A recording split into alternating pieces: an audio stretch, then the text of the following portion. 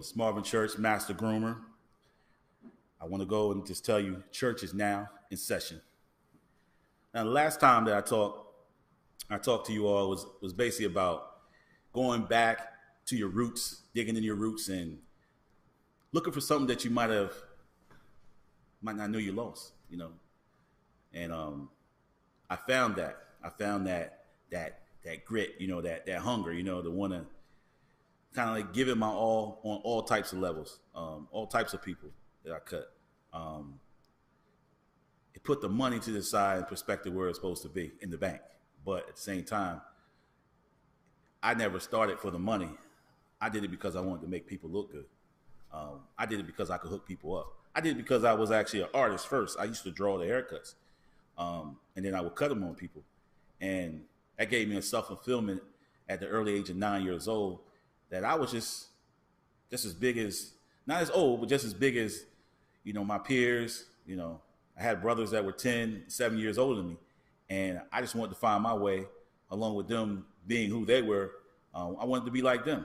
And so I focused on trying to find something that I was good at. And when I found these certain things that I like, and I just build a regimen up. I built a regimen up with myself.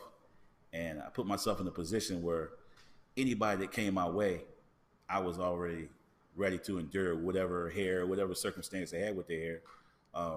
And I was fearless. I created something called Supreme Confidence. And Supreme Confidence was about not allowing anyone to break your confidence down. They can say, I don't like it, but at the same time, you can say, you know what, maybe they don't understand it to like it. Maybe they never went this far with, getting a haircut or quote unquote today, I call it grooming. It's a different price point. Of course, that can scare a lot of people away. They're always going to think about, what they're losing opposed to what they're getting. But it's also a thing of putting things in perspective. I can go buy a Benz, right, or a Lamborghini. That's a crazy price point, and it doesn't hold value that long. It's a bad investment.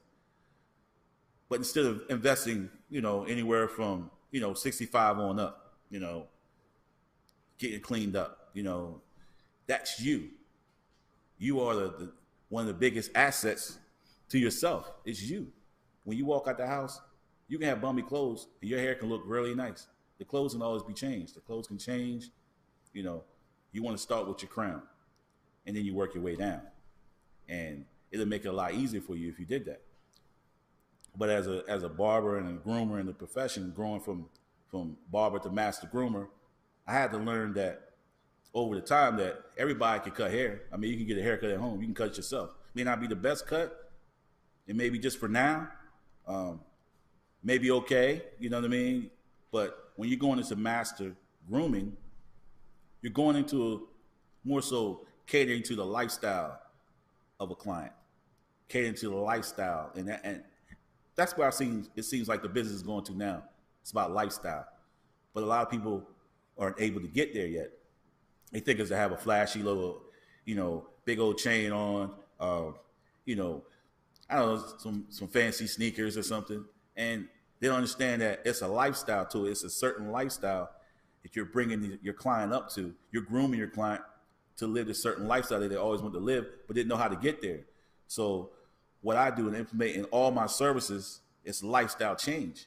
From getting haircuts to getting facials, even little massage trinkets, that you use on them. It just changes their whole life, A lot of times I would have clients in my chair, they would talk about taking their girlfriend or their wife to get a massage or, to get their nails done. And they would be so happy because, they knew it was going to be a good night for them, right?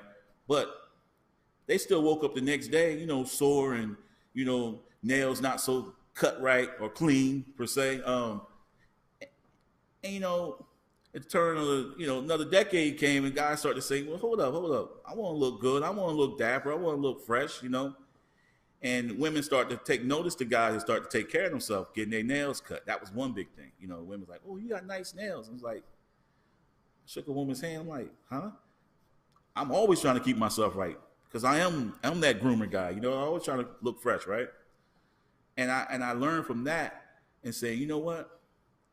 That's what I have to do. So from barber to master groomer, I went. and I had to see what other barbers were not doing.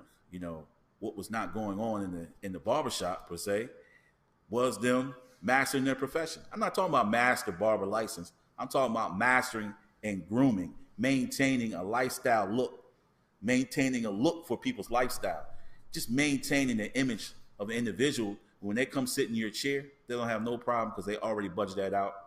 Here's your tip, you know? So that's one of the things I want to talk about too, is taking people from barber to master groomer. I have a class that I'm, you know, getting ready to set date for everybody. You know, everything is already laid out.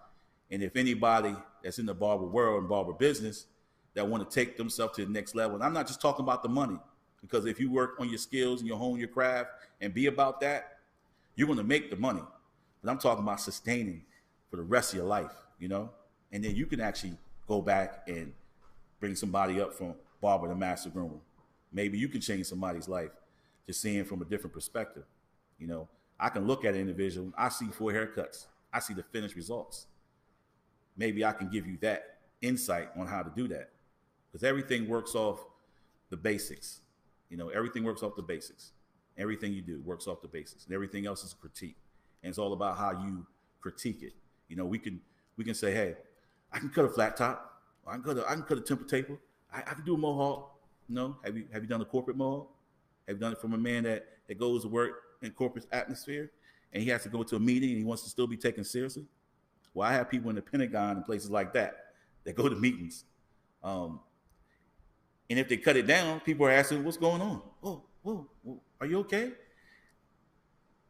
People are taking notice, but they're taking notice in the individual in the right way. And that hair, it completes them. That look completes them. And they know it's a lifestyle. And then when they see something like that, that person stands out. They walk down the hallway at work. People are looking, and guys are not afraid to step out of their comfort zone and ask, hey man, where you get that cut? Or a woman's not afraid to stop another woman on the street and say, hey girl, can I take a picture of that? You know, I had the type of clientele, but I put that type of work in. Anybody have any questions? Have any questions? Absolutely. Okay. Question. Out of all the barbers and master individuals that do the barber industry and haircuts, you were the first individual I saw add new technology to that with the massage hands. And Yeah. Explain that. What made you have the foresight to expand to go to that route? And what is the feedback from your customers that are experiencing? Well, thing was with the massage hand thing, I actually had a guy that was his guy that worked for him will come in for years. You know, this guy's a high guy. He's in politics, and he just thought I was just doing the 1, 2, 3. You know, I cut you and dip, dip, dip, you know, and you're out of the chair. You know, he didn't know it was going to be like that. And when you don't know, right? But you just got to sit in the chair and allow the person to service you in the right way. A lot of people be afraid of that, you know? Oh my God, what is that? What is that? And you put them on and bring them down because people don't know. I think it's a lack of education and you know, just being curious about things that can better yourself and your lifestyle and your well-being, you know? That massage thing was just another way to take the service to another level.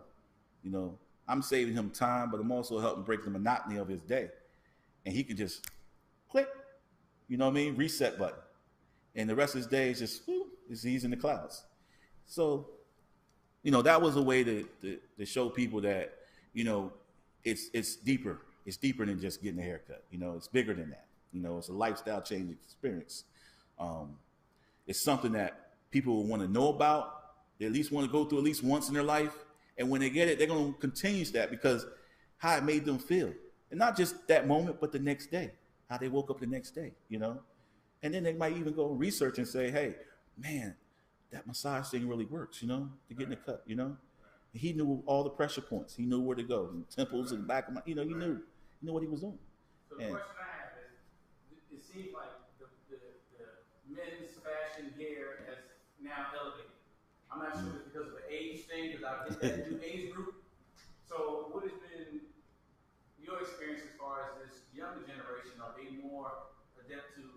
getting involved with the razor, straight razor shaves and the towels, and getting more into men's grooming in the 20, 30-year-old range? Yeah, I think so.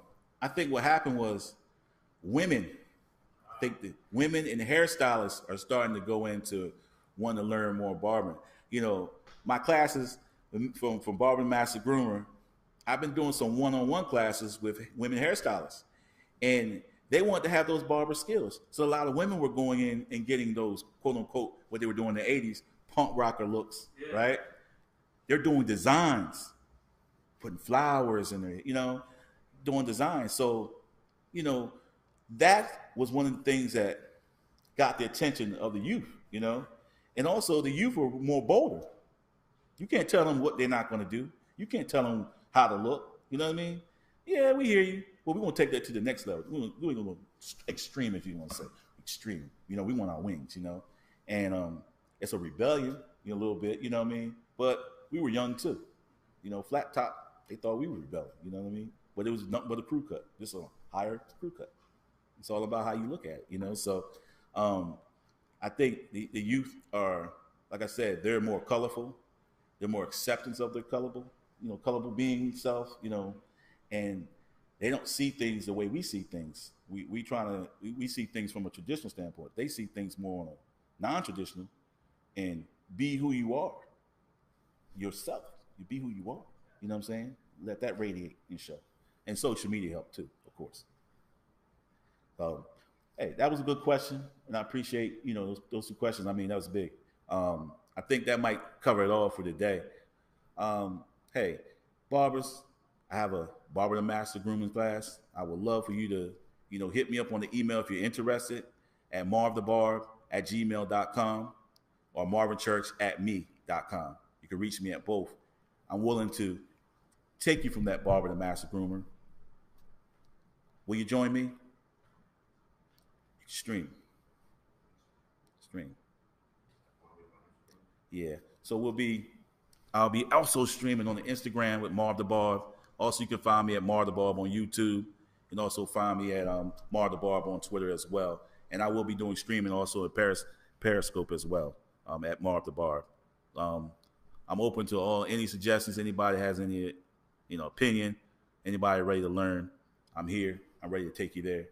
Will you join me?